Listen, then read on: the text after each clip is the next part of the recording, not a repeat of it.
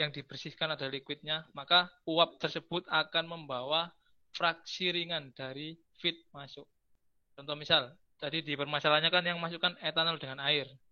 Jadi ketika etanol dan air ini masuk, maka ketika jatuh ke bawah, dia akan berkontak dengan uap yang sudah diuapkan oleh pre-boiler. Nah, peristiwa kontaknya ini akan membawa fraksi ringan dari feed terbawa oleh uap menuju ke atas. Ini yang disebut stripping ya, atau exhausting. Kemudian di kolom bagian atas, ini ada yang namanya rectifying. Ya, rectifying ini sebaliknya atau kebalikan dari stripping, di mana dalam rectifying ini nanti vapor yang sudah berkontak dengan feed nanti akan berkontak kembali dengan reflux ya, reflux yang ada di bagian atas kolom. Nah, ini yang disebut sebagai rectifying. Nah, kemudian yang saya maksudkan di sini di soal 2018 nomor 1, ini masih 2014 yang ini 14. Kemudian ini 2015. Nah, nanti kita akan bahas nanti 2014 ya mengenai side stream. Nah, ini yang 2018 ya. Jadi ada beberapa data yang diketahui. Yang pertama, tentu ada X distilat atau hasil distilat yang kita inginkan. Nah, hasil distilat yang kita inginkan adalah 82%. Mana umpan masuknya memiliki kadar etanol sebesar 30%. 0,3 ya. Dan di bottom, atau ini biasa ya, kalau misalnya teman-teman bisa menyebutnya XW atau XB terserah. Yang penting intinya adalah fraksi atau komponen etanol dalam bottom yang keluar dari bawah kolom. Sedangkan feed yang masuk sebesar 100 pon mol per jam dengan F masuk 1:3 total kondensor tanpa boiler. Jadi ada beberapa jenis tipe destilasi, ada yang menggunakan reboiler, ada yang tanpa reboiler, jadi langsung diinjeksikan steam seperti yang saya gambar ini, langsung diinjeksikan dengan menggunakan steam, hingga yang keluar adalah kondensat dan juga produk bottom ya. Kemudian di sini langsung saja kita disuruh untuk menghitung berapa besar reflux rasio minimumnya. Nah, di sini kalau mengikuti step saya, yang selalu saya hitung duluan adalah yang paling mudah dulu. Jadi teman-teman nanti ketika UAS ataupun ketika mengerjakan soal distilasi, saya kira pilih yang mudah terlebih dahulu. Nah, sebelumnya yang perlu teman-teman catat di soal ini, di soal 2017 dan 2018, ini memang tidak ada data kurva kesetimbangan. Sama ya, 2017-18 soalnya sama, cara mengerjakannya sama, dan di sini yang perlu digarisbawahi tidak ada data kesetimbangan. Kok bisa Mas? Ya, karena 2017, 18, dan tahun saya 2019 itu grafiknya dikasih, kurvanya dikasih. Jadi kurvanya kita dapat ketika ujian. Nah, ini nggak tahu kalau teman-teman nanti waktu ujian kurvanya disuruh buat sendiri atau kurvanya akan dikasih. Biasanya kalau kurvanya buat sendiri, biasanya cuma satu soal. Ya, karena membuat kurvanya ini juga memakan waktu. Tapi kalau kurvanya dikasih, ini kemungkinan besar ada 2 soal. Ya. Jadi yang tahun 2017 ini memang tidak ada data kesetimbangan, sama dan juga nomor 2 juga tidak ada data kesetimbangan, maka kita harus membuat kurva kesetimbangannya sendiri. Ya, kebetulan ini saya buat sendiri untuk kurva kesetimbangannya. Nanti akan saya jelaskan bagaimana cara membuatnya. Nah, di sini yang saya kerjakan terlebih dahulu adalah penentuan jumlah distilat dan juga residu. Karena menentukan distilat dan juga residu ini hanya menggunakan perhitungan neraca massa dan juga neraca massa komponen, di mana seperti biasanya feed masuk sama dengan distilat plus bottom ya. W ini bisa diganti B atau bisa pakai W juga terserah. Nah, di sini F-nya kan sudah diketahui 100 pon mol. Kemudian tinggal kita susun neraca massa komponen seperti biasa, F dikalikan dengan XF atau fraksi etanol dalam umpan sama dengan bottom dikalikan fraksi etanol dalam bottom plus distilat dikalikan dengan komponen etanol dalam distilat. Sehingga nanti akan ada dua persamaan. Persamaan satu yang menggunakan neraca massa dengan persamaan dua yang menggunakan neraca massa komponen. Nah, boleh dilakukan eliminasi seperti ini atau boleh langsung disubstitusi. Ya, saya kira sudah pernah diajarkan di SMA terkait dengan penyelesaian dua variabel. Jadi boleh dilakukan dengan menggunakan substitusi, boleh dilakukan dengan menggunakan eliminasi. Kebetulan saya ini menggunakan eliminasi ya. Jadi ada dua persamaan, persamaan satu dari neraca massa total, persamaan dua dari neraca massa komponen, sehingga nanti akan diperoleh persamaan seperti ini. Kita tinggal menyamakan koefisiennya aja, seperti biasa ya. Sehingga nanti akan didapatkan nilai destilat sebesar 33,33 pon mol per jam dan juga rate bottom sebesar 66,67 pon mol per jam. Baru setelah itu kalau saya kan biasanya mengerjakan yang bisa dicari terlebih dahulu. Setelah itu kita akan mencari jumlah reflux rasio minimumnya. Jadi nanti pengerjaannya saya kira terserah teman-teman ya. Boleh langsung menggambar, boleh mengerjakan distilat residu boleh. Yang penting uh, usahakan selesai, jangan sampai tidak selesai. Nah ini, Mas ini kurvanya dari mana Mas? Nah ini untuk kurva nanti akan saya jelaskan. Jadi kurva yang saya gunakan di sini di tahun 2017 saya ambil dari simulator proses ChemCAD. Nanti akan saya tampilkan juga untuk ngecek apakah hasil perhitungan kita sudah benar-benar betul atau masih ada persen error yang harus dibenarkan. Ya, jadi seperti yang ada di PPT, baik di PPT-nya Bu Isni maupun di PPT-nya Bu Nova, itu yang perlu teman-teman pahami, metode dalam menyelesaikan destilasi ada dua, ada metode McCabe dan juga metode Ponjon-Safarid. Nah, di McCabe sendiri ada beberapa jenis. Yang pertama destilasi biasa, kemudian ada set stream, ada feed ganda dan juga open steam ya. Nah, yang kita kerjakan di tahun 2018 nomor satu adalah jenis destilasi biasa. Jadi dia hanya ada umpan masuk sebanyak satu dan produk keluar hanya bottom dan juga destilat. Tidak ada produk keluar lain ataupun tidak ada umpan masuk yang lain. Nah, di sini untuk mencari nilai dari R minimum, maka yang pertama yang harus kita lakukan adalah dari XD.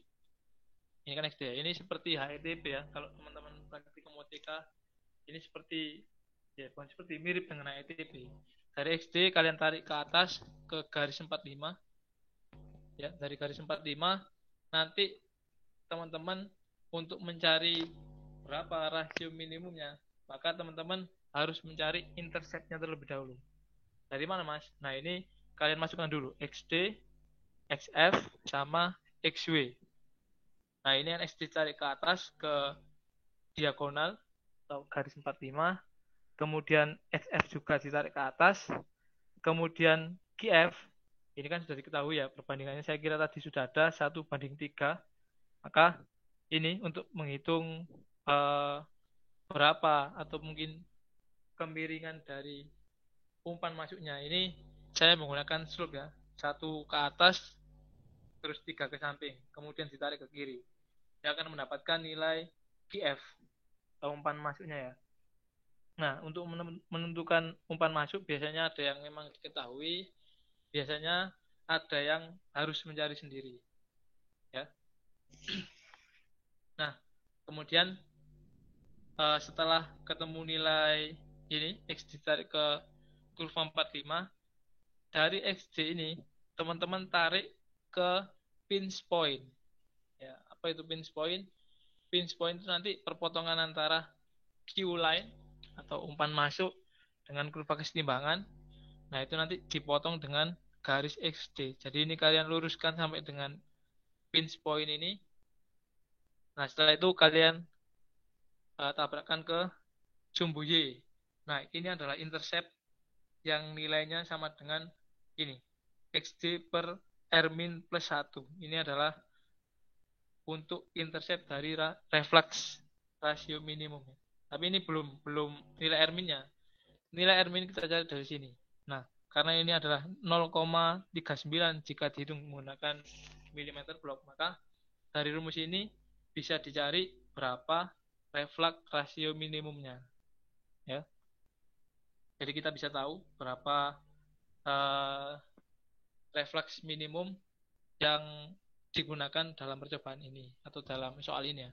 Sesuai dengan perintah di nomor A, kita disuruh mencari reflux minimum, maka dari persamaan ini bisa didapatkan nilai rasio reflux minimum sebesar 1,10. Ya. Jadi setelah ditarik garis, jangan langsung ini ditulis R-min ya. Ini masih memuat persamaan. Persamaannya adalah ini. Persamaan intercept dari reflux rasio minimum. Sehingga nanti didapatkan reflux rasio sebesar 1,10. Nah, untuk mencari R operasinya, saya kira sudah diketahui di soal. R operasi sama dengan 1,35 dikali reflux minimum. Biasanya memang diketahui. Maka reflux operasinya ketemu 1,48. Nah, setelah tahu reflux operasinya, maka kita bisa mencari intercept. Intercept yang bagaimana, Mas? Nah, kalau di sini kan intercept untuk R minimum, maka dari reflux operasi ini, kalian masukkan ke rumus ini, tapi R min-nya kalian ganti menggunakan R operasi. Nah, itu akan ketemu intercept sebesar 0,329 di sini ya. Jadi reflux operasi biasanya memang nilainya lebih besar ya. Tapi kalau dimasukkan ke intercept, dia akan berada di intercept minimum. Di bawah ya, di bawah intercept minimum di sini. Nah, maka dari itu untuk mencari plate ideal, tinggal dari XD yang ada di kurva 45, kalian tarik dengan kemiringan sampai lurus dengan intercept reflux optimum. Ini ya. Jadi interceptnya kan diperoleh dari sini. Tinggal R-nya ini diganti dengan ROP atau R operasi ya. Nah, setelah dapat nilainya, maka nanti teman-teman tinggal mengarahkan garis dari diagonal 45 menuju ke nilai intercept dari reflux operasi. Oke, setelah itu teman-teman akan dapat garis yang disebut sebagai garis rectifying. Ya. Untuk garis stripping, ini tinggal ditarik dari sini ke sini. Biasanya ada hitungannya ya. Cuman yang nomor 2018 ini langsung saya gunakan dari sini menuju ke sini, atau mungkin ini saya hitung ya. Sempat hitung ya. Oh enggak ya. Jadi dari perpotongan ini saya tarik ke XW. Nah, setelah itu tinggal membuat plate ideal karena sudah dapat garis striping sama rectifying. Teman-teman tinggal buat plate ideal ya. Jadi saya ulangi, stepnya adalah untuk mencari R minimum dari XD ini kalian tarik ke pinch point, kemudian diperpanjang di sumbu Y, maka di sini akan dapat nilai XD per R minimum plus 1. XD kan sudah ada, berarti R minimumnya sudah tinggal dicari. Setelah dapat R minimum, kalian mencari R optimum. Nah, R optimum kalian masukkan rumus ini lagi. Maka teman-teman akan dapat intercept yang baru. Nah, dari XD kalian tarik ke intercept yang baru, maka akan dapat garis rectifying dan juga garis striping. Nah, dari situ teman-teman tinggal buat stage ya. Ini kebetulan saya menemukan jumlah stage-nya adalah 9 plate ideal. Sedangkan di soal ini yang digunakan adalah total kondensor, jadi tidak perlu dikurangi ya. Karena kalau partial kondensor, berarti plate bagian atas terhitung sebagai plate-nya kondensor. Karena ini total kondensor, maka plate-nya tidak perlu dikurangi lagi. Nah, setelah mendapatkan plate ideal, nomor A sama B sudah selesai, kita tinggal menghitung nomor C. Ya, nomor C ya, kebutuhan steam. Nah, ini kebutuhan steam. Q ini bisa dilihat di McCabe, ya, tergantung dengan jenis umpan yang masuk. Karena ini adalah F-nya merupakan campuran uap jenuh, maka di sini nilainya berhubung kebetulan sudah diketahui ya, sepertiga. Maka Q sama dengan 1 min F, 1 min sepertiga, Q-nya ketemu 2/3. Loh Mas, apakah ini berlaku untuk liquid jenuh, untuk liquid dingin, liquid jenuh, ataupun uap tidak jenuh? Tidak, beda ya. Jadi nanti teman-teman, sekali lagi ini tidak berlaku dengan jenis feed yang lain. Teman-teman bisa ngecek sendiri di McCabe halaman 679. Untuk setiap jenis umpan yang masuk, nilai Q-nya berbeda rumusnya. Ya, karena ini berhubung adalah campuran uap liquid, maka rumus Q itu pakai 1 min F. F-nya ini diperoleh dari soal, karena tadi di soal ada perbandingan umpan masuk sebesar 1:3. Nah, ini dapat 0,67.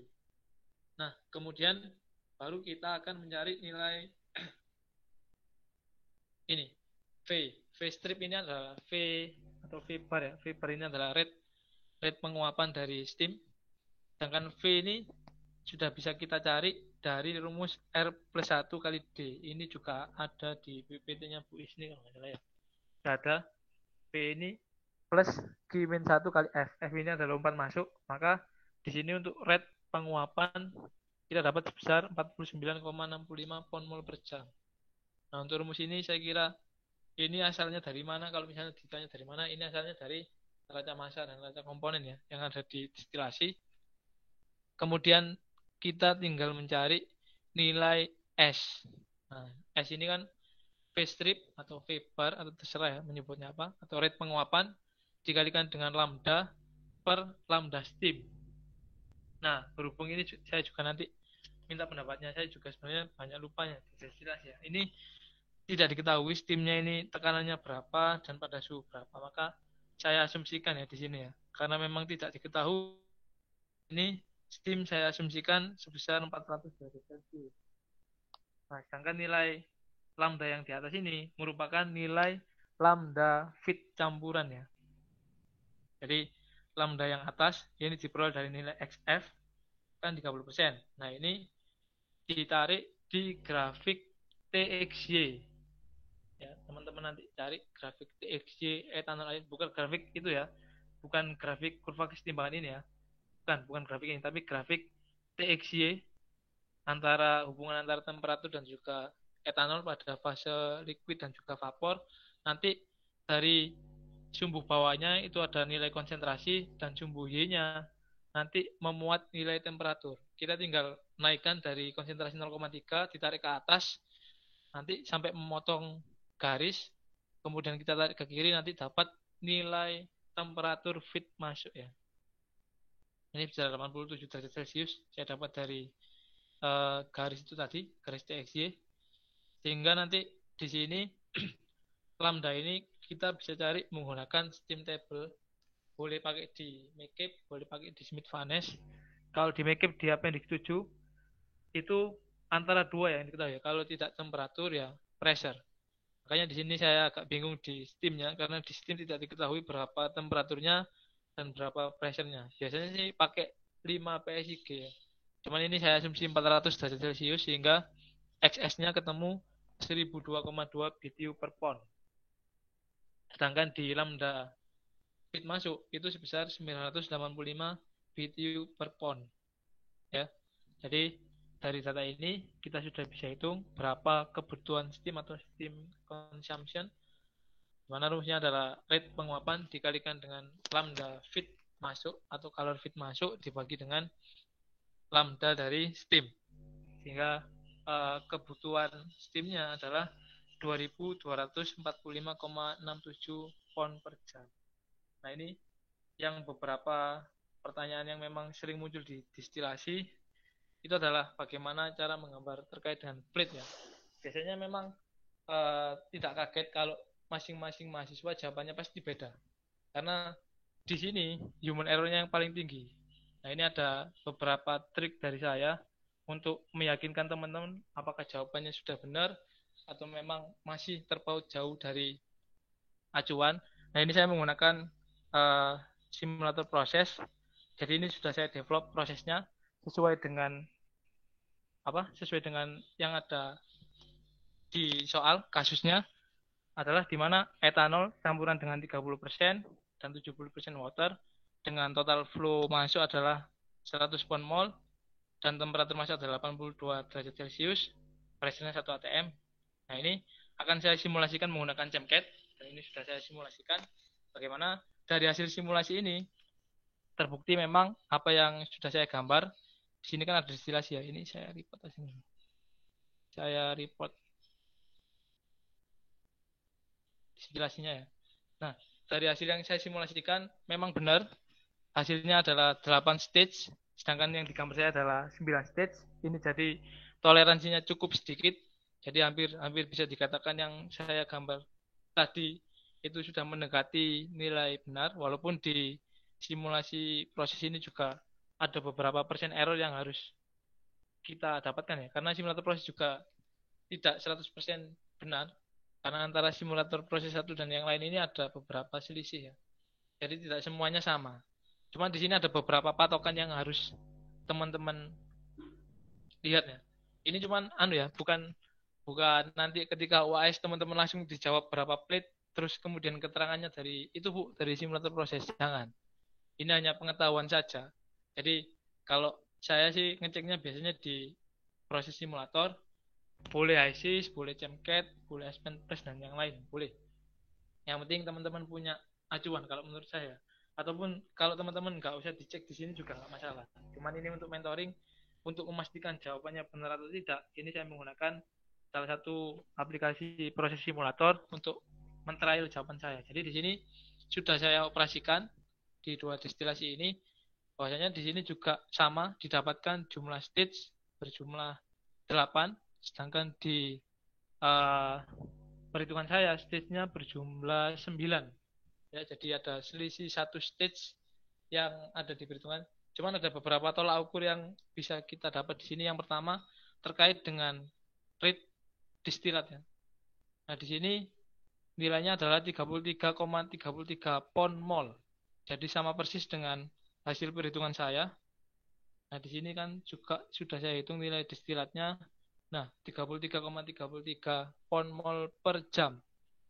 Nah, jadi kalau di simulator proses tidak bisa dimanipulasi lagi ya. Kalau memang nilainya segitu, ya segitu. Jadi biasanya kalau ngitung neraca massa untuk jumlah distilat dan bottom, kemungkinan besar kalau perhitungannya sudah benar ya, ini akan sama. Sama dengan hasil dari proses simulator. Nah, di bottom pun juga sama. Di bottom ini saya mendapatkan nilai 66,67 pound mol per jam. Di sini juga sama 66,6664 pound mol per jam. Nah, untuk persennya Mas, apakah sudah benar? Nah, coba kita cek persennya. Yang diharapkan di soal adalah 82%, ya, 82% kadar etanol yang diperoleh di distilat. Kita cek.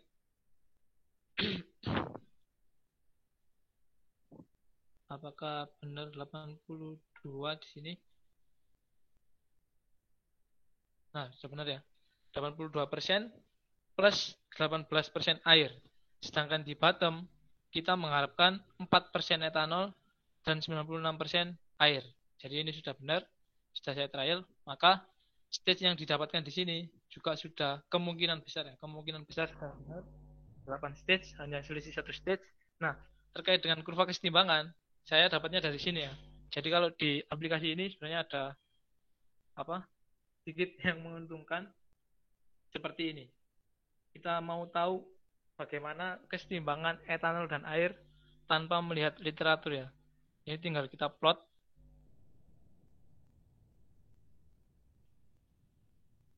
Nah, ini ya. Jadi ketika kita menggunakan proses simulator, maka untuk data kesetimbangan sudah bisa tampil secara sendiri otomatis. Ketika saya plot, ini sudah tampil data VLE-nya. Jadi komponen temperatur kesetimbangannya, ini adalah data yang saya pakai ya untuk membuat grafik X dan Y. Karena data di soal tidak ada, maka saya menggunakan proses simulator. Nah, ini adalah grafiknya, kurva yang saya buat untuk nomor 1 tahun 2018, saya ambil dari sini. Kebanyakan juga data dari VLE atau mungkin praktikum distilasi yang lain. Kadang saya juga ambil dari sini. Nah, ini adalah kurva kesetimbangan. Sedangkan yang ini adalah kurva TXY. Jadi kalau menggunakan aplikasi seperti ini, biasanya memang langsung bisa diplot ya. Selain mengetahui stage dan berapa persen, ini juga bisa langsung digunakan untuk plot. Cuman sekali lagi saya untuk aplikasi seperti ini hanya digunakan untuk apa ya, istilahnya cuman sekedar mencocokkan aja. Apakah jawabannya sudah mendekati atau belum. Nanti kalau kalau di WAS tetap menggunakan metode grafis ya. Jangan sampai nanti langsung dijawab menggunakan simulator proses karena nggak boleh ya. Jadi dari situ teman-teman. Tapi kalau misalnya PKL itu boleh-boleh saja. Malah kalau PKL itu lebih baik menggunakan aplikasi seperti itu ya daripada menghitung secara manual. Oke, itu untuk yang pertama ya. Jadi distilasi biasa nomor 1 2017 sudah kita selesaikan menggunakan metode McCabe dan juga sudah kita cocokkan dengan proses simulator yang sudah saya develop. Ternyata hasilnya kurang lebih sama. Nah, setelah itu baru kita melangkah ke nomor 2. Nah, di nomor 2 ini juga sama, distilasi eh, yang ada di OTK 3. Cuman yang nomor 2 ini untuk pengerjaannya menggunakan metode Safari. Cuman ini tidak ditulis ya. Nah, ini tidak ditulis, tapi saya kira ini menggunakan Poncon Safari karena ada beberapa data seperti temperatur, kemudian di sini juga yang digunakan adalah amonia air. Kalau amonia air ini identiknya menggunakan Poncon Safari. Jadi bedanya Poncon Safari kalau sama McCabe itu di toleransi entalpinya. Kalau Poncon Safari ini menggunakan koreksi atau toleransi atau memperhitungkan nilai entalpi dari suatu bahan yang akan didestilasi maupun hasilnya nanti akan dihitung berapa entalpinya. Nah, di sini ada campuran amonia air pada tekanan 100 PSIA dan temperatur 100 derajat Fahrenheit dengan rate masuk sebesar 75 pon mol per jam, mengandung amonia 25% dan seterusnya. Nah, di sini diketahui produk bawah yang diinginkan 4%, kemudian reflux operasinya 1,35 kali reflux minimum. Jadi kurang lebih sama ya. Cuma nanti beda nanti di grafiknya. Nah, yang ditanyakan adalah berapa beban kondensor, reflux ratio, jumlah plate ideal pada total reflux sama jumlah destilat dan residu. Nah, di sini juga sudah saya cari. Seperti biasa, karena saya kebiasaan mengerjakan raca massa terlebih dahulu ya. Biasanya saya cari terlebih dahulu nilai destilat dan juga bottom. Nah, ini sudah saya cari menggunakan raca massa seperti tadi. Ketemunya 17,30 pon mol sama 57,692 pon mol per jam. Nah, di sini nanti akan saya tunjukkan. Jadi saya menggambar grafik menggunakan bukan menggambar ya. Saya pakai grafik dari PPT-nya teman-teman, dari PPT-nya Wisni. Nah, di sini ada grafik. Nah, ini ya. Nah, ini yang membedakan antara Poncon Safari dan juga McCabe. Kalau Poncon Safari ini ada dua kurva, yang bawah ini kurva kesetimbangan seperti biasa. Yang atas adalah kurva entalpi plus atau versus XY. Ya, jadi yang atas adalah kurva entalpi dan konsentrasi, sedangkan yang bawah adalah kurva kesetimbangan amonia air. Ya. Jadi pertama yang harus kita lakukan adalah sama, karena yang disuruh adalah atau yang diketahui adalah reflux minimumnya, maka di sini saya juga sudah membuat nilai delta minimum. Ya, seperti biasa, nilai XD, XF, dan juga XB kalian plot di bawah. Untuk XF nanti kalian tarik ke atas sesuai dengan jenis umpan masuknya atau sesuai dengan temperaturnya. Misal, kalau yang diketahui di soal adalah feed masuk dengan keadaan likuidah jenuh. Kalau likuidah jenuh, dia akan menyentuh kurva kesetimbangan yang atas bagian bawah. Ya. Tapi kalau diketahui temperaturnya, kita sudah bisa menebak dia akan berhenti di garis mana. Kebetulan yang ada di soal 2017 ini diketahui feed masuk dengan temperatur 100 derajat Fahrenheit. Ya. Karena ini sudah ada temperaturnya, maka dari XF yang ada di bawah tinggal kita tarik ke atas, memotong atau pas di garis 100 derajat Fahrenheit. Ya. Jadi pas di 100 derajat Fahrenheit. Nah, kemudian XD kita tarik ke atas. Kemudian XB kita tarik menuju saturated liquid. Ya. Di bottom kita tarik menuju ke garis saturated liquid yang ada di sini. Ini adalah garis saturated liquid ya. Jadi setiap XB akan ditarik sampai ke garis saturated liquid.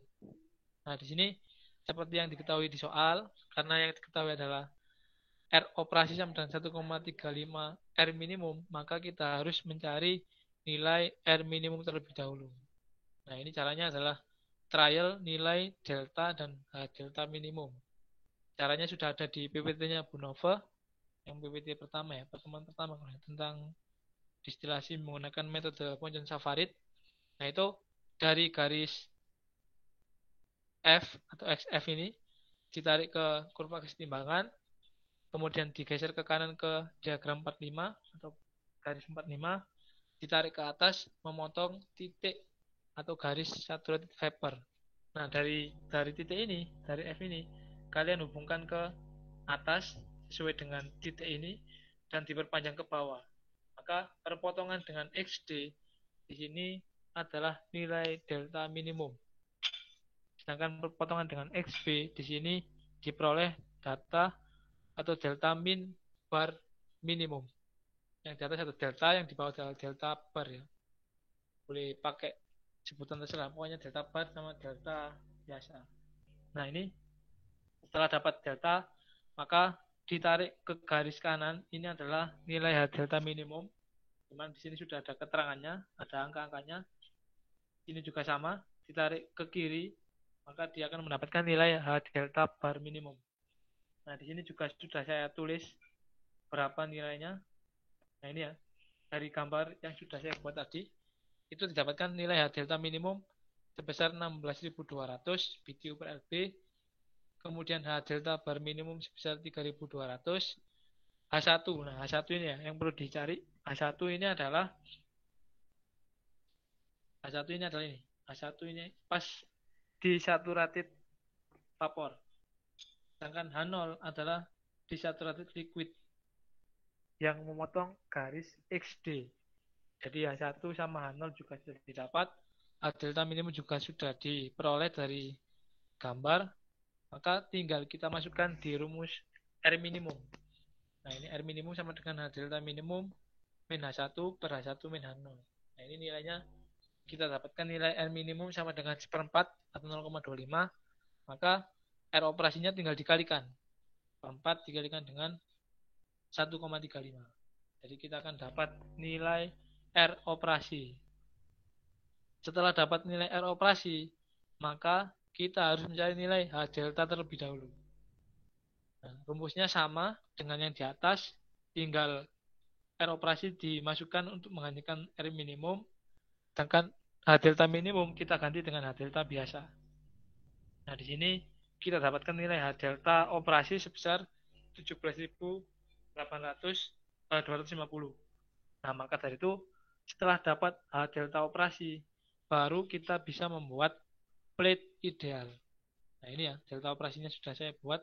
Garis merah adalah delta minimum, garis hijau ini adalah delta operasi. Jadi delta operasi selalu di atasnya ya. Nah, setelah dapat delta operasi, kita juga akan dapat nilai delta bar. Seperti biasa, nanti di delta bar ini nilainya tinggal diperpanjang ya, dari delta operasi ditarik ke F, kemudian F diperpanjang sampai nilai delta bar operasi. Nah, kalau sudah dapat dua-duanya, maka plate-nya tinggal dibuat. Nah, caranya untuk metode Ponchon-Savarit, dari sini, dari delta, ditarik ke bawah, ke garis 45, kemudian ditarik ke kiri, ke kurva kesetimbangan, terus ditarik ke atas, ke saturated liquid. Ya. Titik-titik ungu ini adalah stage ya. Nah, dari saturated liquid, titik-titik ungu ini kalian tarik menuju perpotongan dari delta ke saturated vapor. Nah, di sini ya. Perpotongan ini adalah stage 1. Sedangkan untuk membuat stage selanjutnya, dari saturated liquid, kalian tarik lagi ke delta. Nah, yang memotong saturated vapor, kalian tarik lagi ke bawah, ke garis 45. Dari garis 45 ke kiri lagi, kurva kesetimbangan, ke atas ke saturated liquid, dapat lagi titik-titik ungu ini ditarik dari saturated liquid menuju perpotongan awal dari ini. Ya. Sedangkan yang hijau, kalian tarik lagi ke delta. Sampai melebihi garis F, maka deltanya kita menggunakan delta yang bawah atau delta bar. Contoh misal yang ini ya, dari stage kedua, ini kan dapat stage kedua. Kemudian kita buat lagi stage yang ketiga. Nah, kebetulan ini melewati F. Ya, di sini ya, melewati F. Maka dari titik hijau ini kita tarik garis ungu kembali ke titik saturated vapor. Dan dari garis hijau ini, kita tarik delta. Ya. Delta garis hijau memotong ke saturated vapor. Itu kalau melebihi nilai atau garis XF. Kalau sebelum garis XF, kita menggunakan delta yang atas. Kalau sesudah XF, kita menggunakan delta bar. Saya kira ini juga sudah cukup jelas dituliskan sama Bu Nova di PPT-nya. Jadi kemarin saya juga sempat belajar otodidak juga, karena saya juga banyak lupanya. Nanti kalau ada salah tolong diingatkan ya, karena ini banyak lupanya. Saya cuma mengikuti di PPT-nya Bu Nova. Jadi kurang lebih membuat stage-nya seperti itu. Dari delta ke bawah, garis 45, tarik ke kiri, ke kurva kesetimbangan, tarik ke atas saturated vapor, saturated liquid. Kemudian ada dua di sini ya. Untuk garis ungu kalian tarik kembali ke perpotongan awal, perpotongan saturated vapor yang awal. Sedangkan garis yang kedua ini kalian kembalikan lagi ke delta. Maka di sini kan ada perpotongan lagi. Nah, ini yang kalian tarik lagi ke bawah untuk stage yang kedua. Begitu seterusnya sampai garis X bottom atau XB ya. Jadi di sini ada kurang lebih 1, 2, 3, 4, 5, 6. 6 stage ya.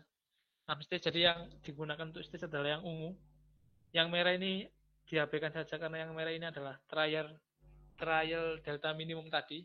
Jadi tidak dipakai ketika sudah dapat delta operasi. Maka di sini sudah bisa kita dapatkan jumlah plate-nya adalah 6. Nah, ini terkait dengan jumlah plate, coba kita juga cek lagi di simulator proses. Kebetulan juga sudah saya buatkan terkait dengan yang amonia. Nah, ini amonia, vaksinasi amonia.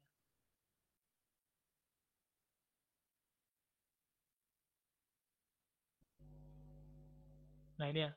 Ini adalah gambar dari fraksinasi amonia. Akan kita cek apakah benar jumlah plate-nya sebanyak 6 plate atau berapa plate ya.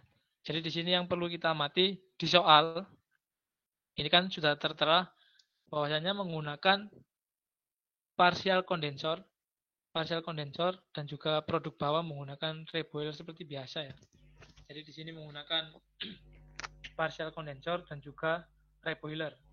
Maka dari stage ideal yang diperoleh di sini, dari sini, ini kita kurangi 2 ya. Satu untuk yang bawah untuk reboiler, yang atas untuk kondensor, karena partial kondensor.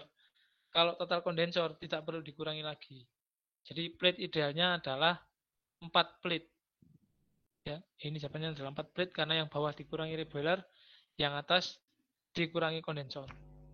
Nah, di sini juga sudah saya perhitungkan di proses simulator, ternyata memang benar jumlah plate-nya adalah 4. Nah, ini ya, jumlah stage atau plate-nya adalah 4 dan fit masuk pada plate atau stage kedua.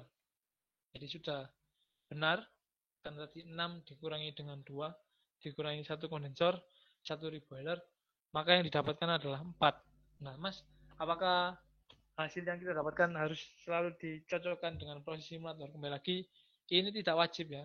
Ini cuma untuk mentoring aja, biar nanti memastikan jawabannya. Dan apakah selalu sama, Mas? Nah, kemungkinan besar itu malah plate itu sebenarnya kemungkinan besar itu tiap individu berbeda ya. Karena human error-nya di situ. Karena ketika nanti narik garis, biasanya antara mahasiswa satu dengan mahasiswa yang lain ini beda. Ini saya cuma kebetulan aja, kebetulan sama dengan simulasi proses. Dan di sini juga saya cek molar flow yang masuk juga sama di distilat. Di sini setelah saya operasikan dengan kemurnian yang diharapkan adalah 95% amonia dan 5% air sama. Setelah saya proseskan ternyata kemurniannya bisa 95% dan rate distilatnya 17,30 pound mol, sama persis dengan yang saya kerjakan di cara manual ya.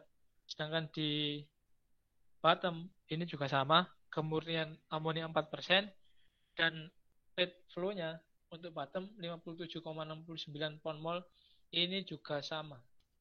Sama persis ya, sama persis dengan perhitungan yang saya lakukan. Jadi di sini saya anggap yang nomor berapa? Nomor 2 ini untuk plate-nya sudah sama. Tinggal kita menghitung berapa beban reboilernya, beban kondensornya. Nah, di sini untuk beban kondensor atau QCD ini menggunakan rumus H delta sama dengan HD plus QCD. Jadi QCD ini adalah beban kondensor dengan H delta ini yang kita peroleh tadi, yang di atas ini H delta ya. Ini adalah H delta. Sedangkan HD yang di sini itu sebenarnya sama dengan H0. Jadi boleh disebut HD, boleh disebut juga dengan H0. Nah, tinggal dikurangi ya, karena HD dan H delta sudah ada, maka beban kondensornya di sini adalah 16.050 BTU per pound mol. Nah, di sini juga sudah ada juga untuk estimation kondensor duty, cuman satuannya adalah BTU per hour ya, jadi beda satuan karena dari itu tidak bisa dicocokkan di sini, maka kita ambil yang manual saja yang sudah saya kerjakan. Nah, kemudian sudah ada untuk reflux ratio juga sudah ketemu. Jumlah plate ideal adalah, ini salah ya, jumlah plate ideal yang benar adalah 4 karena 6, 1 dikurangi kondensor, 1 dikurangi reboiler, jadi ada 4 plate. Kemudian yang nomor D, ya nomor D apa? Ini sudah ketemu ya, jumlah distilat 17,30 pound mol, jumlah bottom 57,69 sudah ketemu, sudah benar. Dan yang terakhir adalah plate ketika menggunakan total reflux. Nah, ini juga yang perlu teman-teman pahami. Jadi reflux ada 2 atau 3 ya yang biasa kita gunakan. Reflux yang umumnya adalah reflux operasi, kemudian yang kedua adalah reflux minimum, dan yang ketiga adalah total reflux atau reflux total. Bedakan ya. Bedakan antara reflux total dengan kondensor total. Ini beda.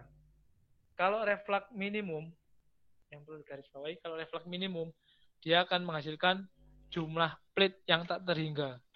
Itu kalau reflux minimum.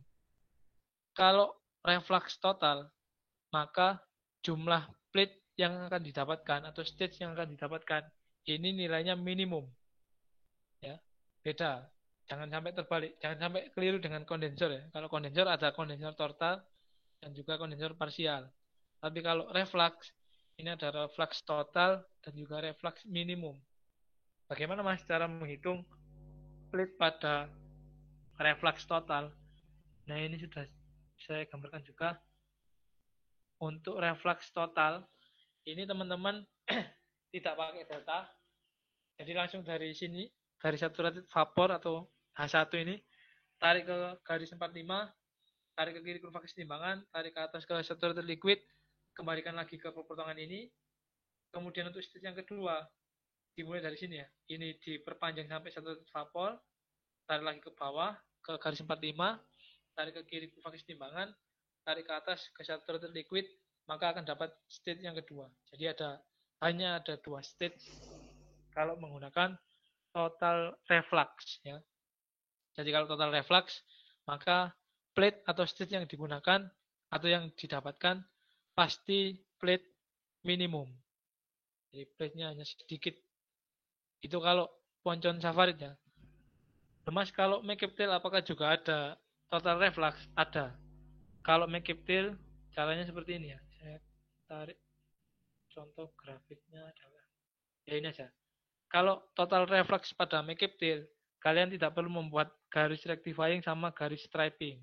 Jadi kalian langsung membuat stage dari diagram 45 atau garis 45. Dari garis 45 langsung ke kurva kesetimbangan, tarik ke bawah lagi, tarik ke kiri lagi, tarik ke bawah lagi. Jadi tidak ada garis striping dan juga rectifying kalau menggunakan total reflux. Itu ya bedanya. Jadi perlu diingat-ingat, kalau reflux minimum, plate-nya tak terhingga. Kalau reflux total, plate-nya minimum. Itu ya. Nah, bedanya dengan kondensor Mas. Kalau kondensor ada 2. Kondensor ada parsial dan juga ada kondensor total. Kalau kondensornya parsial, Maka secara gambaran, teman-teman nanti ketika melancong pabrik ya, kalau kondensernya parsial, berarti teman-teman ada 2 kondenser yang diperlukan. Karena pada kondenser yang pertama, itu tidak semuanya terkondensasi. Jadi uap sisanya akan dikondensasi lagi. Kalau nambah kondensor, jadi ada 2 kalau kondensor parsial ya.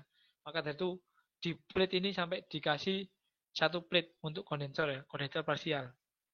Ya, kalau kondensor total cukup dengan 1 kondensor semuanya dapat terkondensasi. Itu bedanya. Kalau reboiler ini umumnya menggunakan parsial ya. Kalau reboiler total ini jarang sekali. Kalau reboiler total kan gak bisa keluar produk yang bawah. Jadi reboiler ini biasanya memang parsial. Kalau reboiler jarang sekali digunakan yang total ya. Adanya parsial. Kalau nggak gitu ya diganti dengan steam jenuh. Jadi itu yang tahun 2017 sama nomor 1 sama 2 saya kira sudah selesai. Saya kembali lagi ke ini yang terakhir ya. Yang terakhir saya coba bahas yang tahun 2015 dan 14. Nah, di tahun 2014 dan 15 ini saya ambil dari soal UTS yang kemarin dikasih teman-teman Litbang. Itu ada soal destilasi ternyata ya. Jadi di tahun 2014 sama 15 ini dua-duanya menggunakan destilasi jenis side stream. Jadi ada produk samping. Yang menarik di sini adalah yang perlu teman-teman pelajari, kalau misalnya besok memang tidak diberikan kurva kesetimbangan atau membuat sendiri, ini ada 2 cara membuat kurva kesetimbangan. Ini ada beberapa macam ya. Bisa menggunakan hukum Rolle, bisa menggunakan relative volatility, atau menggunakan data apabila diketahui. Nah, bedanya di sini ya. Kalau di tahun 2014, dia hanya diketahui data relative volatility. Kalau di tahun 2015, ini sudah ada datanya. Nah, ini tahun 2015, kalau sudah diketahui seperti ini, teman-teman tinggal upload. Tapi kalau yang diketahui adalah relative volatility, maka teman-teman masukkan persamaan ini ya. Ini adalah persamaan pada pembuatan kurva kesetimbangan. Jika diketahui relative volatility, maka ada persamaan alfa AB atau alfa campuran A dan B sama dengan tekanan A per tekanan B. Atau bisa kita buat Y sama dengan alfa X per 1 plus alfa min 1 kali X. Nah, X-nya ini kalian substitusi dari nilai 0 sampai 1. Jadi 0, 0,1, 0,2, dan seterusnya sampai dengan 1. Nah, ini kalau bisa membuatnya pakai Excel. Jadi saya biasanya pakai Excel ya. Boleh pakai Excel. Jadi ini kalau diketahui relative volatility, saya kira juga sudah pernah diajarkan di ITP, persamaannya seperti ini. Tinggal X-nya kita substitusi menggunakan 0 sampai 1. Ya. Yang saya bahas di sini adalah yang 2015. Kalau 2015, ini sudah ada datanya, ini tinggal diplot. Oke. Di tahun 2015, ini sudah ada beberapa data yang diketahui. Yang pertama ada campuran uap jenuh, benzen, dan toluen dengan rate feed masuk sebesar 100 pound mol per jam. XF 10%, pressure 1 atm, kemudian XS. Nah, XS di sini adalah kadar atau komponen benzen pada produk samping yang keluar. Ini sebesar 30%. Dan nilai S atau rate S 20 pound mol per jam, serta nilai XD dan XB masing-masing 95% dan 5% benzen. Nah, sama refleks operasinya juga sudah diketahui, nilainya adalah 1,5. Maka ini yang nomor 1 2015 cukup lengkap datanya, tinggal kita jawab. Jadi di sini ada pertanyaan berapa pada plate keberapa feed masuk, pada plate keberapa set stream dilakukan dan dikeluarkan, berapa molar rate penguapan pada reboiler, berapa selisih suhu air pendingin masuk dan keluar kondensor, misalnya 10 derajat Fahrenheit, dan bila efisiensi Murphy 70%, berapa efisiensi totalnya. Nah, ini saya kira pertanyaan juga kurang lebih sama dengan 2014. Di sini juga ditanyakan jumlah plate teoritis, kemudian plate berapa set stream keluar, dan juga efisiensi Murphy, sama overall efficiency plate. Nah, jadi di sini yang pertama yang kita cari adalah seperti biasa kita cari distilat dan juga bottom. Nah, ini menggunakan persamaan neraca massa dan juga neraca komponen. Dua-duanya dari 2014 dan 2015 sama menggunakan neraca massa komponen dan juga neraca massa total. Nah, di sini kita dapatkan nilai distilatnya adalah 66,67 pound mol dan bottomnya adalah 13,33 pound mol per jam. Nah, kemudian yang kedua, menentukan slope garis operasi. Nah, ini ya, kalau make tail ada, kalau set stream ada 3 garis ya. Ada garis XD, ada garis XS, ada garis XW, dan juga ada garis XF. Ada 4, maaf. Ada 4 garis dan ada 3 slope. Yang pertama slope directifying, rumusnya adalah L per V. Nah, L di sini adalah reflux rasio dikalikan dengan distilat. V-nya adalah reflux ditambah 1 dikalikan distilat. Maka di sini slope rectifying sudah ketemu. Kita geser untuk mencari slope intermediate atau slope yang di tengah. Ini menggunakan L, ini L strip 2 ya, atau L bar bar. Kalau Bu Novi biasanya bilangnya bar ya. L bar atau L strip 2 di atasnya. Nah, ini rumusnya juga sudah ada di PPT-nya Bu Isni. Dari V min 1 min QS. Yang L rumusnya adalah L plus QS kali S. Nah, di sini yang perlu teman-teman pahami, karena fit dan juga set stream yang dikeluarkan fasenya adalah uap jenuh, maka nilai QS dan QF adalah 0. Ini ya, ini dasar sekali di UTK di Mekip ada beberapa jenis fit ya, ada likuida dingin, ada likuida jenuh, ada uap jenuh. Nah, ini teman-teman juga harus paham, kalau likuida jenuh biasanya 1, kalau uap jenuh biasanya 0 nilainya. Jadi ada di Mekip, di buku Mekip, di buku UTK. Nah, sehingga nanti kita bisa menghitung nilai L strip 2 dan juga V strip 2 untuk mendapatkan nilai slope yang nilainya 1 per 1,5. Dan yang terakhir adalah slope di striping. Ini rumusnya adalah L plus QF min QS kali S untuk yang L.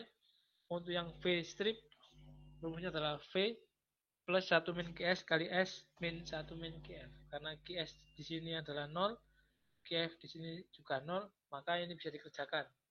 Set streamnya juga sudah diketahui tadi 20 pound mol ya. Nah, di sini setelah dapat 3 slope, baru kita bisa gambar state-nya. Nah, yang saya maksudkan slope di sini adalah untuk menentukan ini ya. Misalnya, di sini kan slope-nya rectifying kan 1 per 1,66. Nah, ini bisa ditarik dari menggunakan grafik ya. Dari sini mungkin ya, kalau saya menggunakan slope ini seperti ini. 1 ke bawah, kemudian 1,66 ke kiri. Nah, nanti kalian tarik perpotongan atau kemiringannya sampai dengan memotong QF. Nah, dari QF ke QS ini menggunakan slope intermediate. Nah, sedangkan dari QS ke XW ini menggunakan slope striping. Ya. Jadi ada 3 slope kalau menggunakan Mekip tail. Kalau distilasinya ada set stream, yaitu ada slope rectifying, slope intermediate, sama slope striping. Ya.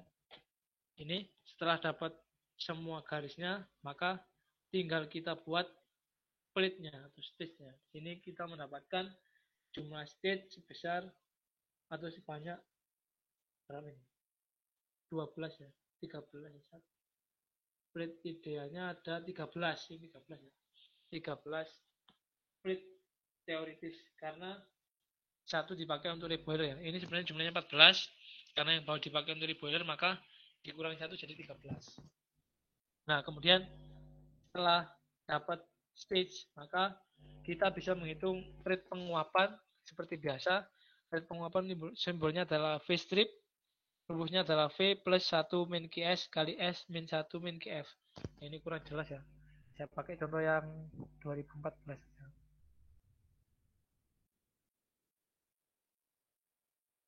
Oh, 2014 nggak ngitung red boiler ya. Oke. Jadi untuk yang rate penguapan red boiler, ini rumusnya sudah ada di PPT. Ini mungkin kurang jelas, bisa dilihat di PPT-nya Bu Isni yang ke pertemuan ke berapa? Pertemuan ketiga kalau misalnya. Iya, pertemuan ketiga yang bahas tentang set stream. Nah, ini ya, sehingga didapat rate penguapannya. Nah, untuk efisiensi Murphree, ini saya akan gunakan contoh 2014. Caranya seperti ini. Ketika teman-teman dikehendaki misal 60% menggunakan efisiensi Murphree, maka teman-teman akan menggambar kurva kesetimbangan yang baru. Bagaimana mas caranya mas? Nah, kalau seingat saya, ini mohon koreksi kalau misalnya salah. Kalau efisiensi Murphree ini dari plate-plate yang ada ini, plate yang sudah diplot sebelumnya di apa plate ideal menggunakan rectifying, striping dan juga intermediate, ini kita ambil 60%-nya. Misalnya di sini ya. Ini kan ada satu garis vertikal ya dari plate. Ini kalian ambil 60%-nya. Misal kalau misalnya ini kalian ukur 100 cm ya. Jadi ambil 60% dari 100. Nah, ketemunya di sini. 60% di sini, yang ini juga sama, diukur 60%-nya, ini juga 60%-nya sampai XW. Nah, setelah dapat titik-titik ini, kalian hubungkan titik-titik ini menjadi garis berwarna merah yang sudah saya gambar ini. Garis berwarna merah inilah yang merupakan garis efisiensi Murphree, sehingga teman-teman bisa dapat kurva kesetimbangan yang baru. Dan nanti teman-teman akan membuat plate yang baru lagi. Nah, plate yang sudah diefisiensi, ini yang sudah saya berikan warna merah. Ini ya, plate yang berwarna merah ini sudah diefisiensi menggunakan efisiensi Murphree. Dan ini juga sudah saya cek menggunakan proses simulator, ada selisih satu stage juga di pembuatannya. Jadi di aplikasi jawabannya adalah 11 stage kan. 11 atau 12 stage. Tapi untuk red, distillate dan butternya sama. Itu ya. Jadi untuk efisiensi Murphree, saya kira ini cara membuatnya. Dari stage yang awal, kalian bagi 60%-nya di mana, kemudian kalian kasih tanda titik, barulah nanti kalian tarik garis dari nol, memotong titik-titik yang sudah kalian tandai. Sehingga nanti buat kurva atau bentuk kurva kesetimbangan yang baru, yang nantinya akan kalian gunakan untuk membuat stage yang baru atau yang sudah diefisiensi. Gitu ya. Mungkin itu terkait dengan distilasi, karena sangat banyak sekali ya, saya juga tidak hafal semuanya. Cuman yang bisa saya terangkan adalah yang set stream, kemudian distilasi Mekipta dan juga Konyin Safari. Sampai di sini ada yang ditanyakan mungkin?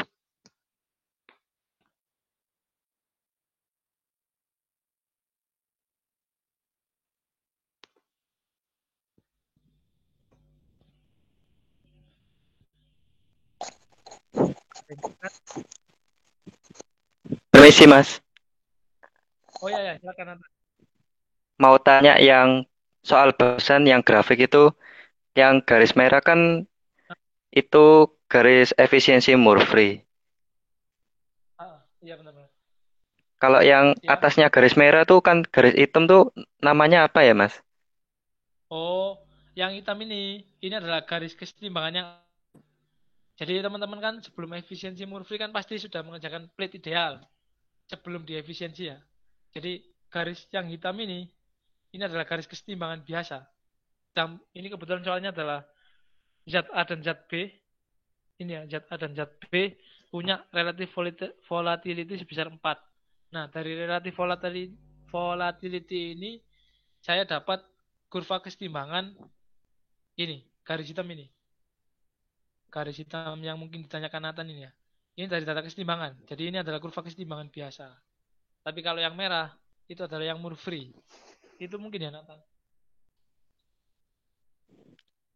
Oh, terus kalau 60% berarti yang selain warna merah itu berarti yang 60%-nya gitu ya Mas? Yang Iya. Heeh. bagian oh itunya. Oh, kirain yang merahnya 60%. Enggak, yang ini.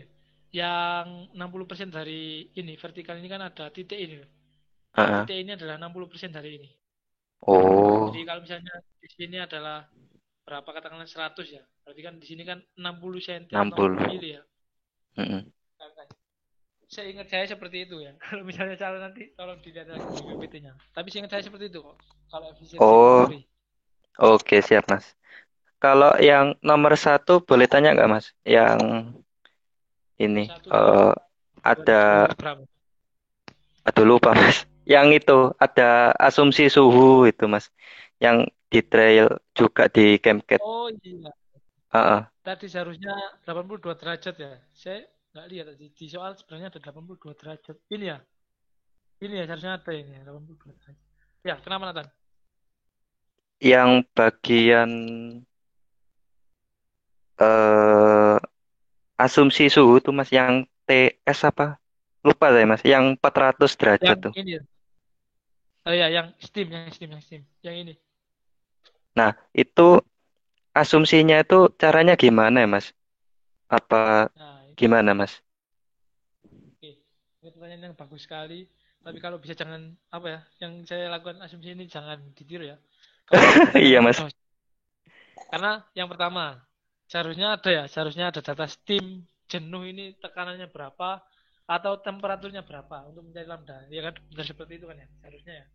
Nah, saya lihat di contoh 2018 itu sudah diketahui tekanannya 5 PSIG. Nah, di sini saya berasumsi 400 derajat Celcius karena steam ini ada beberapa jenis, ada LPS atau low pressure steam, ada jenis steam yang lain lah. Kalau misalnya teman-teman PKL biasanya menjumpai steam-steam ya. Nah, umumnya kalau steam yang super saturated itu suhunya sekitar 400-an, 400 derajat Celcius ya. Steam biasanya di kisaran 200 sampai seterusnya sampai ke atas. Nah, makanya di sini saya asumsi 400 karena nilai steam super saturated superheated itu biasanya di kisaran 350 ke atas. Makanya saya ambil 400 ini untuk cari amannya. Kalau misalnya saya ambil 100 atau mungkin 120 mungkin belum terlalu panas ya untuk menguapkan campuran etanol airnya. Jadi saya berasumsi 400. Nah, ini kalau bisa jangan ditiru ya. Ini cuman saya ambil berdasarkan pengalaman saya PKL. Jadi kalau saya PKL itu memang steamnya menggunakan steam superheated kisarannya 400. Makanya di sini saya tulis 400 derajat Celcius. Itu mungkin Nathan, pertanyaan yang bagus. Oh, saya kira itu bakal ngaruh ke jumlah plate-nya tuh Mas. Oh enggak, ini cuman ngaruh di apa kebutuhan steam, di nilai S-nya aja. Oh, makasih Mas. Oke, oke. Ada lagi?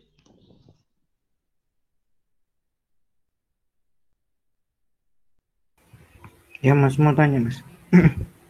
Oh ya, silakan silakan. Yang tadi 60% itu dihitung dari mana Mas? Dari garis itunya atau dari kurvanya?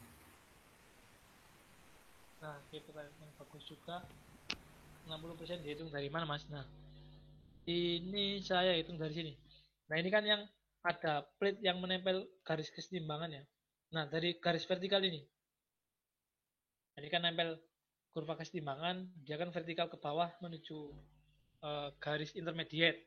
Nah, 60%-nya dihitung dari atas ini ya, dari atas ke bawah.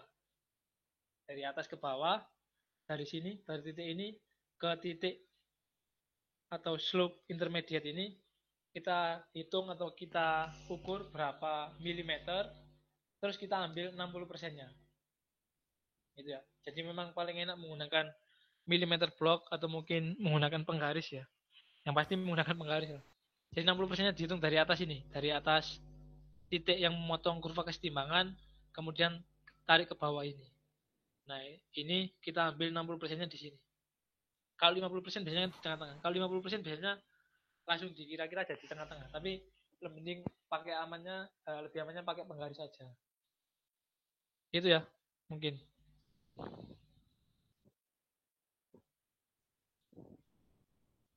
Mana ada lagi? Atau masih kurang jelas?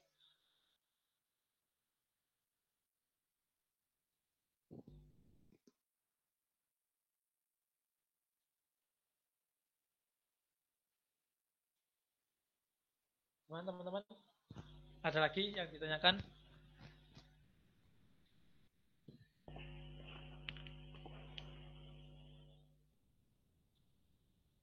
Nggak ada ya.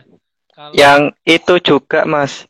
Yang banyak garis-garisnya itu ada garis merah, ungu. Itu oh bingung. yang ini dah. Mungkin ada yang bingung juga, Mas. Nah, yang Keyword. itu. Di Word itu. Iya ini. Oke. Oh ya kemarin anu ya di Bunovo itu diajarkan maksudnya pakai diterangin secara langsung apa cuma lihat video teman-teman kemarin. Langsung sama lihat video, Mas. Oh langsung sama lihat video. Kalau dari paralel saya. Kalau di paralel lain mungkin nggak tahu. Mungkin beda. Oke. Jadi terkait dengan Pojok Safarid ini memang sangat membingungkan ya. Saya sendiri juga bingung. Nah, cuma seperti ini ya teman-teman. Jadi kalau Pojok Safarid yang pertama yang harus teman-teman cari adalah delta dan juga delta bar operasi.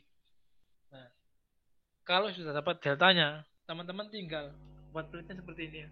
Dari sini turun ke bawah ke garis 45. Ini garis 45 ya. Nah, ini kan ada perpotongan satu. Perpotongan yang pertama ya, dari sini ya. Yang ke 45 kan ada perpotongan di saturated vapor. Nah, ini nanti dari sini tarik garis ke kiri dulu ke kurva kesetimbangan, kemudian tarik ke atas ke saturated liquid. Nah, yang ungu ini atau stage-nya ini ditarik garis dari sini, saturated liquid titik ini, kalian tarik ke perpotongan yang pertama. Ini ya, perpotongan yang pertama kan ini. Ya, ini kan perpotongan pertama. Jadi kita dapat stage 1. Kemudian yang hijau ini, kalian tarik kembali ke delta. Ini ya, tarik ke delta. Kemudian kan ada perpotongan yang kedua. Nah, ini kan ada perpotongan di saturated vapor yang kedua. Nah, ini kalian tarik ke bawah lagi ke garis 45. Kemudian ditarik ke kiri, kurva kesetimbangan, tarik ke atas ke kurva ke garis saturated liquid. Nah, untuk yang ungu ini, yang putus-putus ungu ini, tarik lagi ke perpotongan yang kedua tadi, yang saturated vapor kedua. Yang di sini ya. Nah, di sini sedangkan yang hijau kembalikan lagi ke delta. Setelah kembali ke delta kan dapat perpotongan lagi nih, perpotongan yang ketiga. Nah, perpotongan yang ketiga ini kalian tarik ke bawah lagi. Ke garis 45, ke kiri lagi ke kurva kesetimbangan, kemudian ke atas ke saturated liquid. Nah, di sini kan dia kan sudah melewati garis XF. Nah, garis XF ini yang hitam ini ya. Ini adalah XF. Karena dia sudah melewati XF, maka deltanya diambil dari bawah. Cuman yang ungu, garis ungu ini tetap ditarik ke perpotongan yang ketiga tadi. Ini ya, garis atau stage ketiga. Yang ungu ini, yang putus-putus ini, tarik ke perpotongan yang ketiga tadi. Nah, Intinya yang cuman yang sebelumnya delta ya, ini Mas. yang ya ke perpotongan yang sebelumnya. Nah, cuman yang hijau Hmm. ini kalian tarik dari delta yang bawah. Delta yang bawah kalian tarik ke perpotongan ini, terus diperpanjang sampai saturated vapor. Kalian dapat perpotongan yang selanjutnya, yang keempat. Ya, itu kalau sudah melebihi garis XF. Jadi menggunakan delta bar. Delta strip, delta bar sama saja. Ini. Nah, dan seterusnya sampai garis XB. Nah, yang dihitung plate adalah yang ungu. Makanya di sini warnanya saya bedakan, kasih warna ungu biar nanti tahu jumlah plate-nya berapa. Itu ya dari pertanyaan Nathan. Kalau nanti teman-teman mengerjakan menggunakan ballpoint hitam semua mungkin nanti agak bingung. Jadi cara saya bedakan ya pakai dua warna aja. Biar biar bisa dilihat. Itu mungkin. Atau ada yang lain? Ya, Mas Mas. mau tanya lagi. Delta atasnya tuh kan yang operasi ya, Mas. Delta operasi. Ah, Kalau yang bawahnya delta bar. Kalau yang delta double bar itu kasusnya kayak gimana ya, Mas? oke, kalau delta double bar ini ya. Kalau double bar itu nanti terjadi di side stream, feed ganda, dan juga open steam. Nah, itu juga saya barusan belajar tadi pagi, saya juga masih mengingat-ingat. Cuman delta bar nanti akan timbul ketika teman-teman menghadapi itu tadi, jenis distilasinya misalnya ada produk samping yang keluar selain dengan bottom dan distilat. Nah, itu nanti akan jadi delta double bar. Nah, itu saya kira di PPT-nya Bu Nova itu sangat sudah cukup jelas dijelaskan ya bagaimana cara menggambar delta double bar. Cuman yang di sini saya fokuskan di UAS-nya dulu. Soalnya tahun kemarin saya juga yang keluar itu cuman distilasi biasa sama distilasi biasa yang Mekiptil sama distilasi Poncan Safar yang biasa. Itu sih makanya saya tekankan di situnya dulu. Tapi kalau teman-teman ya nanti sebisa mungkin dipelajari semuanya. Dan tipsnya dari saya mungkin kalau yang punya simulator proses silakan dimanfaatkan. Saya kira teman-teman itu juga banyak yang punya. Cuman jangan dijadikan acuan ketika mengerjakan ujian ya. Itu cuman ngetes hasil pekerjaan kalian sudah benar apa enggak. Tapi kalau PKL silakan gunakan itu. Ya. Itu mungkin. Ada pertanyaan lagi?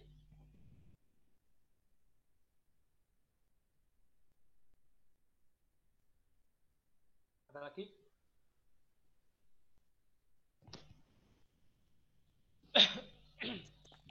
Oh iya Mas, yang tadi ada titik 4 itu yang XS Yang itu sebagai produk sampingan.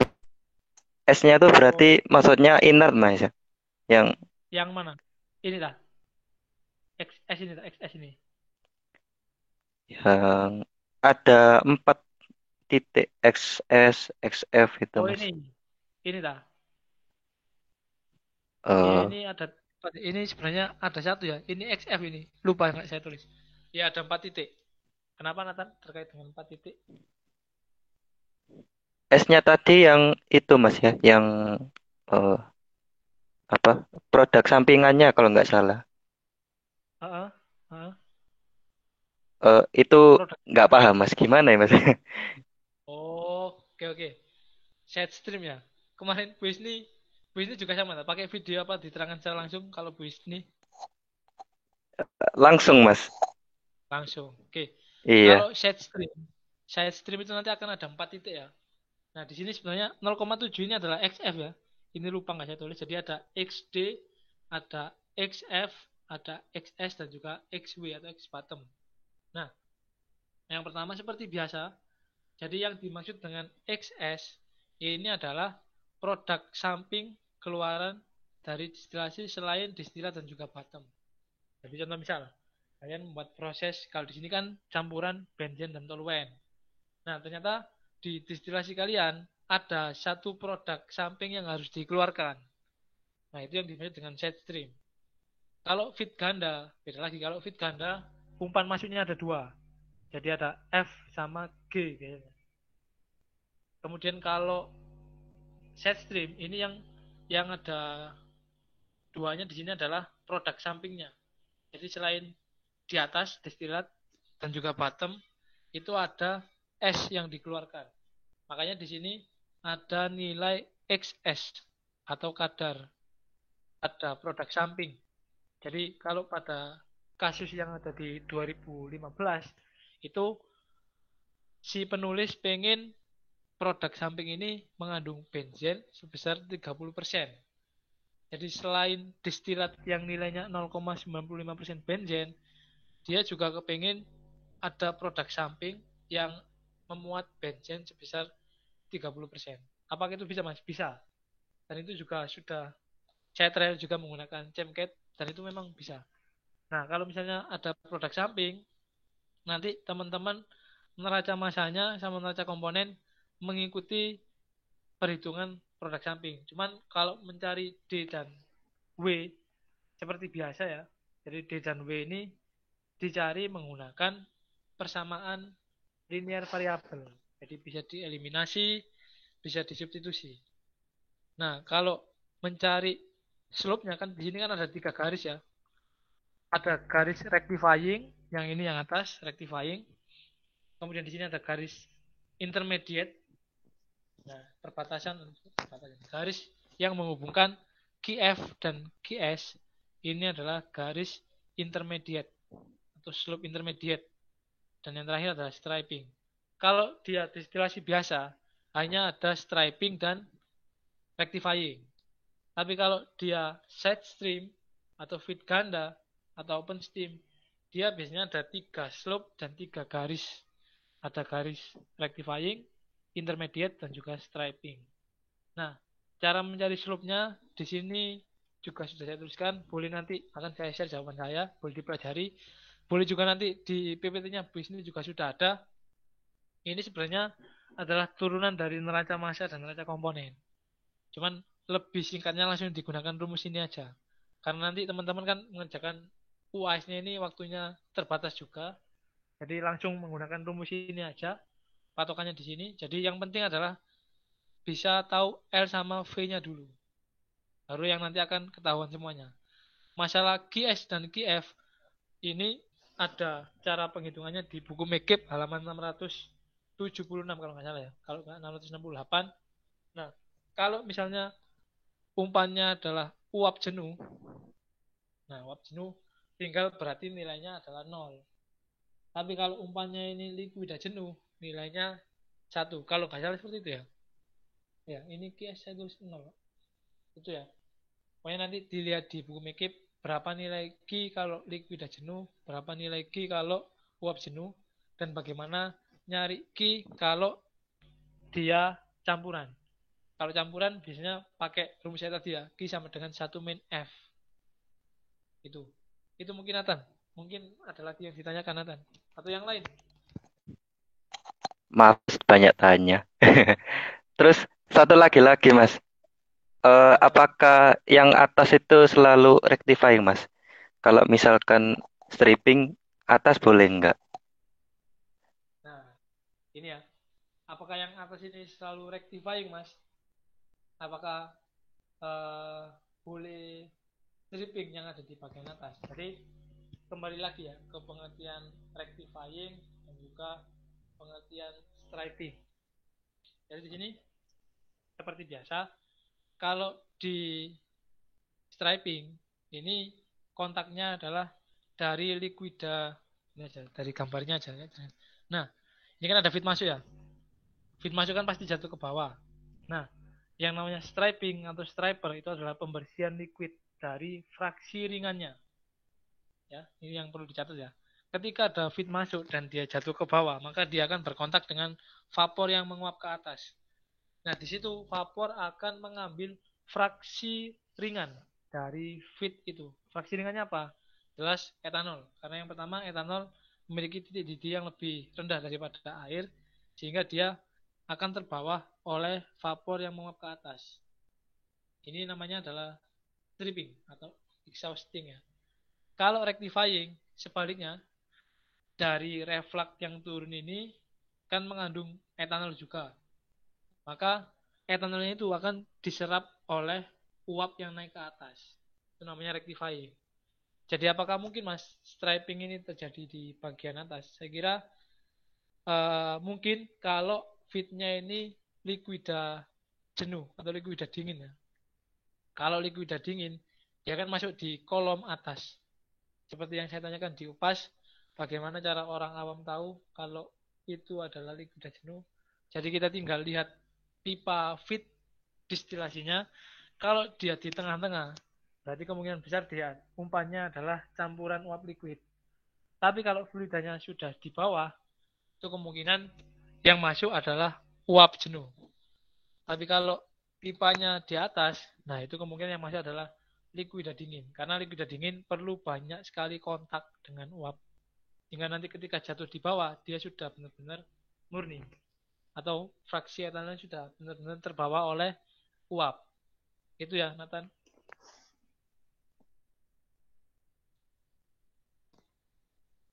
Ada lagi mungkin?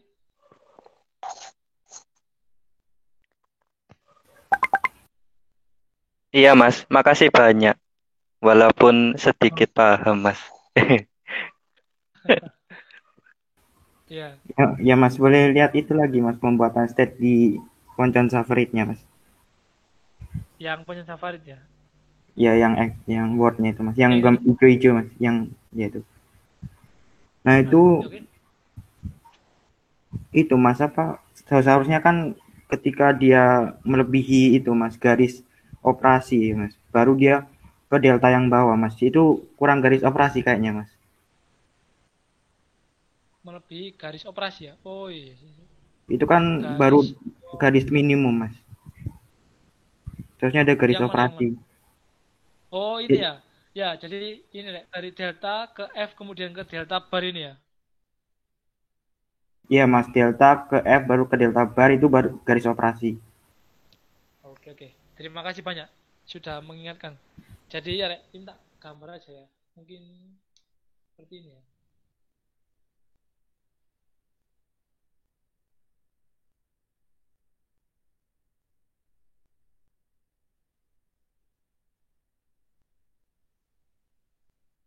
Ini lah, iya kan? Garis operasi seperti ini ya. Oh iya, saya lupa.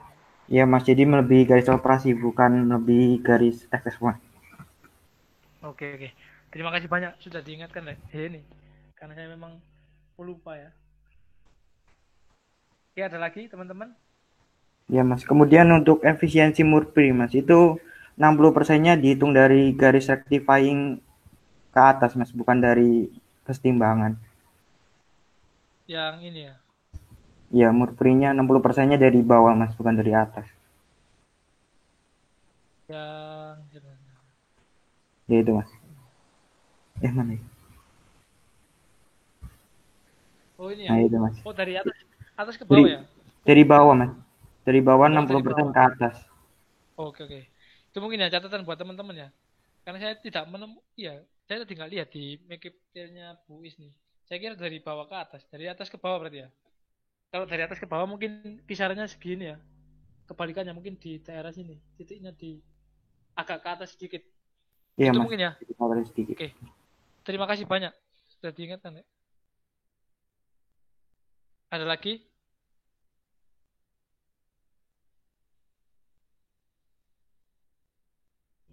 Ada lagi teman-teman yang ditanyakan atau mungkin sudah cukup? Ya, soalnya saya banyak lupanya di destilasi ini.